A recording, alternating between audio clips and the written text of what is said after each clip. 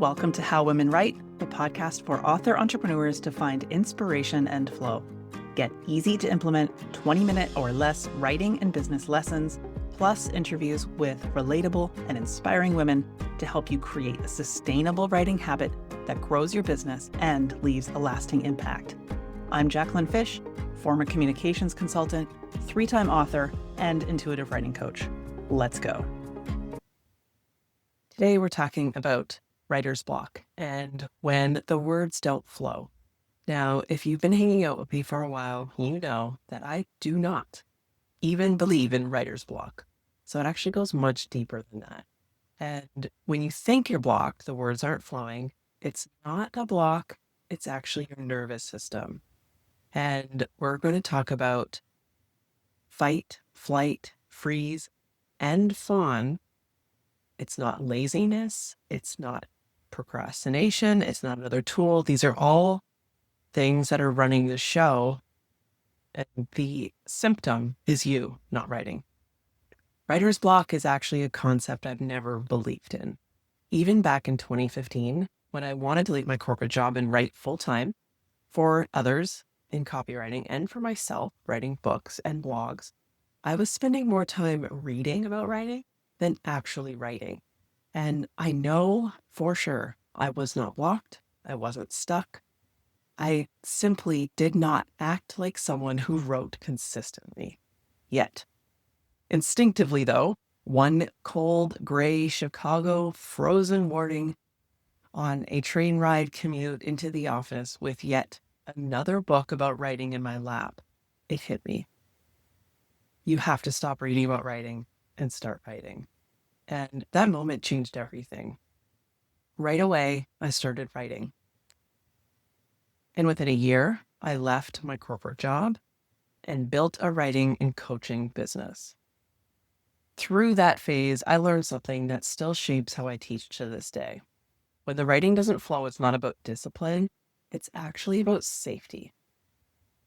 So when a client tells me that their words aren't flowing, my first question is always this: when was the last time you sat down to write? 9 times out of 10, they say something to the effect of, well, I haven't written in a while. Then their voice trails off mid-sentence because they know. And then they say something like, oh yeah, I guess I should actually try to write. I'm going to channel Yoda right now. No, try not. Do or do not. There is no try. I digress a little here. My son is a big Star Wars fan. And whenever I hear try, this quote rings in my mind.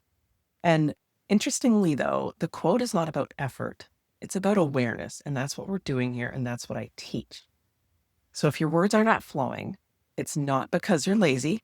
It's not because you're undisciplined. And it is not because you need a new time management tool. When the words don't flow, it's also not because you're blocked. If you're struggling to get your words out, you could be blaming these things: your focus, discipline, and even inspiration. However, in my decade of coaching entrepreneurs on their writing, the number one reason they feel stuck isn't a lack of drive. It's a nervous system response. When your nervous system feels unsafe, creative energy takes a detour into survival patterns. It says peace out when you approach the page. And then procrastination happens. So what procrastination looks like for you might be different. Maybe you start a little laundry, you just go check social media one more time, or paying the bill you just remembered was due.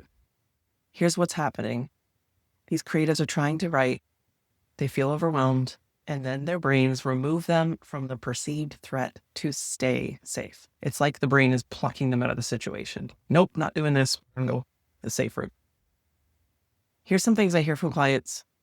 Tell me if these are the things that you feel too. I feel overwhelmed starting and finishing. I'm stuck in perpetual revision.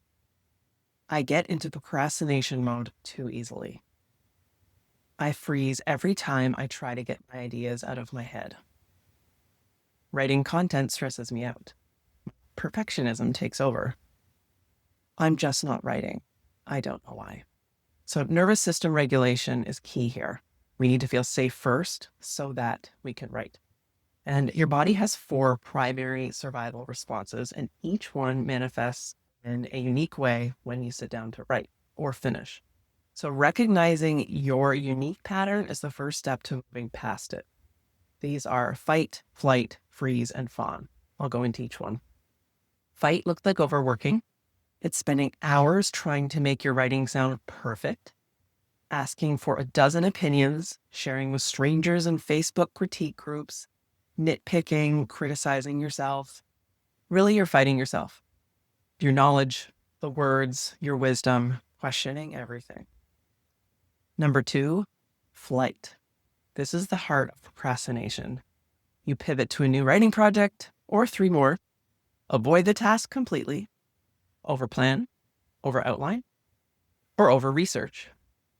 Start something completely different, convinced you need 1 more course or 1 more book or 1 more golden nugget before you can actually do the thing.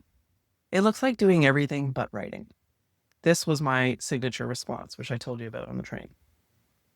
Response number 3, freeze. This might look like the classic writer's block moment. You feel overwhelmed, staring at the blank page, thinking, I don't know what to write. Response number 4, fawn. This is one that doesn't get talked about often. This shows up as people pleasing. You hold back your genuine truth, worried about offending people, or you write to make everyone happy. Effectively watering down your words to a syrupy sludge. Lots of words, but they say little and evoke no emotion. None of these are flaws, and they absolutely don't mean something is wrong with you. They're simply protection patterns, and knowing your default one can help you break, or rather, write through it. You can break this feedback loop with something called the observer effect. Anytime you see a repeating pattern in your life, whether it's struggling to start a project, stick with one, or reacting emotionally to a small trigger, that's a feedback loop. Your energy is locked in that recurring situation, and you're creating more of it. Not on purpose, of course, but this is what happens. Where your focus goes, energy flows. I know that sounds cliche. It's true. Great news, though, is that you can stop those feedback loops with practicing the observer effect. When you feel that old pattern bubbling up, fight, flight, freeze, or fawn, you want to pause. The key is to notice it as soon as possible. Simply stop in the moment and take an outside perspective. You're observing, not reacting. You might imagine that you're floating above yourself like an eagle looking down, and you see your old pattern on display. You're watching it unfold like a movie. Maybe you're reaching for another distraction, flight, instead of writing, or you're revising a blog for the 30th time, fight. Instead of giving that moment your energy and emotion, you simply look down on yourself and say, oh yeah, that's the old reactive pattern. That's not who I am anymore. I'm calm. I don't react. I don't sabotage all my hard work. The key is to practice being neutral here. This drains your emotions from the situation. Imagine it like the water draining from a bathtub. It's just gone. It's going into the drain, out to the ocean. Just by observing the situation from above yourself and not reacting, you're taking your focus and awareness away from the old loop. This is so powerful and so simple. Your intense focus is what matters here. You're taking away your energy. The loop loses its power and goes away. And when you stop the reaction, you interrupt the pattern. It's like you're playing Monopoly and you take the game piece. Hopefully you pick the shoe. That's my favorite. Off the board and you stop the game. Your piece is just gone. Not playing anymore. In these moments when you do this, you're actually teaching your nervous system that it's safe to respond differently. And the different reaction you're looking for is writing. We're getting through it. We're going to keep going, doing the thing you say you want to do, the thing you know you can do. Another powerful tool, in addition to taking an observer approach, is the cancel process. If you experience a trigger, thought, or feeling, this is why staying present is key, and noticing, really being in your body when you are writing, beginning writing, and really how you do everything. how you do one thing is how you do everything. Staying present and noticing these things. You can stop the feedback loop immediately. Picture a big bucket of paint. Maybe it's red or black. You take a giant paintbrush, dip it in the paint, and swipe a big red X over it. And imagine it dissolving. You can recite a phrase or a word like cancel, reject, delete, or all three. Or say something like, thou shalt not pass. Imagining you're waving a sword or something like that. This is highly effective at stopping your mind from running away from you, and it gives you the pause you need to breathe and choose your response, not your reaction. And creativity does not happen in fight, flight, or freeze mode. If it does happen in fawn mode, though, it's watered down, and really it's only a partial piece of your soul. Creative, clear writing happens when the body feels safe enough to start. If your nervous system is running the show, there's no productivity hack, no guru, no prompt, no system, no AI tool that will fix it. This is why I created the Living Draft Container. It's not about forcing consistency. It's about building safety around your voice.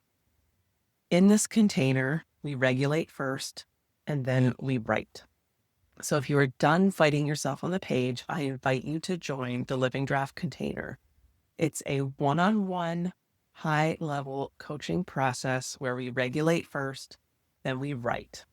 Enrollment is open now, and you have 3 options to choose your pace. You can do a 6-week fast track. This is great for focused action and clarity. You can choose a 10-week steady momentum, which gives you sustainable progress and integration. Or you can go deeper with a 6-month deep container for writing that unfolds over seasons and not in sprints. This is best for something bigger than a single project or a large project, or if you need long-term support and more spaciousness, you know yourself and know that a fast track is not for you. So I invite you to visit theintuitivewritingschool.com, look for the Living Draft Container, and you'll see a space to book a free chat, or you can send me an email if you have questions. I look forward to working with you inside and bringing your draft to life. I hope you truly enjoyed this episode of How Women Write, and that you are taking this advice and using it in all the things you are writing for your books and business.